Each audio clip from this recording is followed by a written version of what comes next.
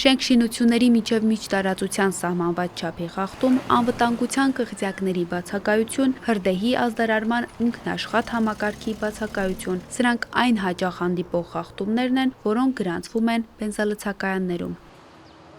Երևանում ըստ քաղաքապետարանի տրամադրած տվյալների գործում է 174 բենզալցակայան։ Քաղաքաշինության կոմիտեի փոխանցմամբ 2023-ից սկսած Երևանում գործող բենզալցակայաններից, գազալցակայաններից եւ նավթամթերքի պահեստարաններից ավելի քան 100 տնտեսվարողի գործունեությունը դադարեցնելու որոշումներ են կայացվել, որոնցից մոտ 36 հապամոնտաժվել են, 29-ի վերաբերյալ որոշումները շարունակում են ուժի մեջ մնալ, իսկ 14-ի գործունեությունը թույլատրվել է թերությունները վերացնելուց հետո։ Խախտումների հայտնաբերման դեպքում տրվում են նաև կարգադրագրեր։ Կարգադրագրերով հստակ սահմանվում են դրանց կատարման ժամկետները եւ միանշանակ տեսչական մարմնի կողմից համապատասխան հերթականությամբ տվյալ կարգադրագրերի ժամկետների ավարտումից հետո անմիջապես տեսուչները տեղում ուսումնասիրում են անկախ են հանգամանքից տնտեսվարող սուբյեկտը դիմել է տեսչական մարմին թե ոչ։ Civilnet այցելեց բանուկ վայրերում գտնվող մի քանի բենզալցակայաններ, քաղաքացիներից հետաքրքրվեցինք, արդյոք վտանգավոր են համարում բենզալցակայանների առկայությունը մարդաշատ վայրերում։ Դե վտանգավոր է, այդքան դեպքեր է լինում, որ տեսնում ենք էլի ինչա կատարվում։ Դա եթե ասենք բնակավայրերում չի լինում, մեծ աղետ է լինում, իսկ որ բնակավայրում լինի տենց բան, դե պատկերացրեք ինչ կլինի։ Դե սխալ է вообще։ Ինչու՞։ Որովհետեւ բնակարանների մոտիկ է։ Անվտանգության Առումով։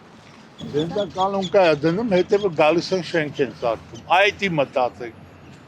Տեսչական մարմնից փոխանցեցին, որ կարող են հանդիպել բենզալցակայաններ, որոնք կառուցվել եւ շահագործվում են այլ նշանակության համար նախատեսված տարածքում։ Civilnet-ը շրջայցի ընթացքում մի քանի բենզալցակայան է ֆիքսել, որոնք ենթադրաբար խախտել են շենք շինությունների միջև միջտարածության սահմանված չափը։ Ֆիքսված լցակայաններ ուղարկել ենք տեսչական մարմին, խնդրել, որ ստուգեն, սպասում ենք պատասխանին։ 2026-ի հունվարի 1-ից սահմանվել է նոր պահանջ, ըստ որի նախկինում կառուցված եւ ներկայումս շահագործվող բոլոր բենզալցակայանները վերազիման եւ վերակառուցման միջոցով իրենց օբյեկտները պետք է համապատասխանեցնեն ընդունված նոր տեխնիկական անվտանգության պահանջներին։ Տնտեսվարողները 1 տարի ունեն իրենց խախտումները վերացնելու համար։ Հիմնական փոփոխություններից կառանձնացնեն բենզալիզքավորման տարածքում գտնվող իրեն պատկանող շենք շինությունների միջտարածությունները արդեն իսկ նորմավորվում են։ Անվտանգության կղզյակների դիրքն ու տեղադիրքը նույնպես նորմավորվում են եւ փոփոխությունների են ենթարկվել։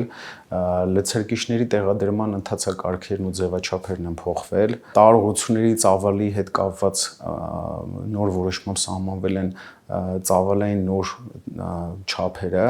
եւ դրանց տեղադրման եւ տեղակայման նոր պայմաններ։ Տեսչական մարմնից հետաքրքրվեցինք, արդյոք կան այս նոր չափորոշիչներին համապատասխանող բենզալցակայաններ, պարզվեց, բոլոր բենզալցակայանները վերազիման ենթակա են։